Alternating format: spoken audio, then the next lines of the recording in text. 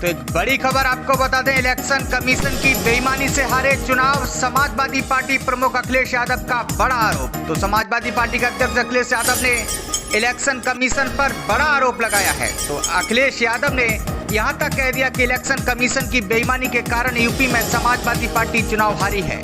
तो आपको बता दें, सपा अध्यक्ष अखिलेश यादव ने इलेक्शन कमीशन पर बड़ा आरोप लगाया है। तो अखिलेश यादव ने कहा कि इलेक्शन कमीशन की बेईमानी के कारण यूपी में चुनाव हारे।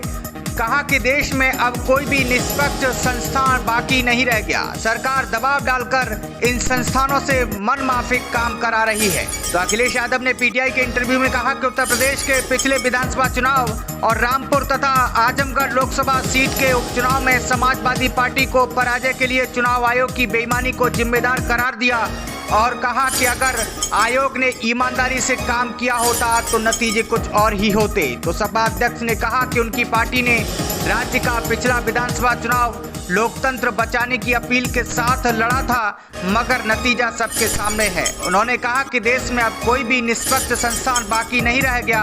सरकार दबाव डालकर इन संस्थानों से मनमाफिक काम कराती है। तो अखिलेश यादव ने आरोप लगाया कि चुनाव आयोग ने बहुत बेईमानी की, बड़ी संख्या में मतदाताओं के नाम मतदाता सूची से काट दिए।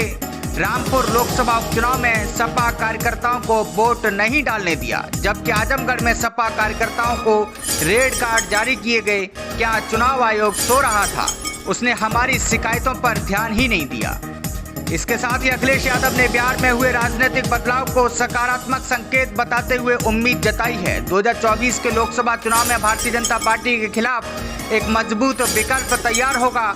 उन्होंने दावा किया कि उत्तर प्रदेश में भी बिहार की तरह भाजपा को झटका लगेगा।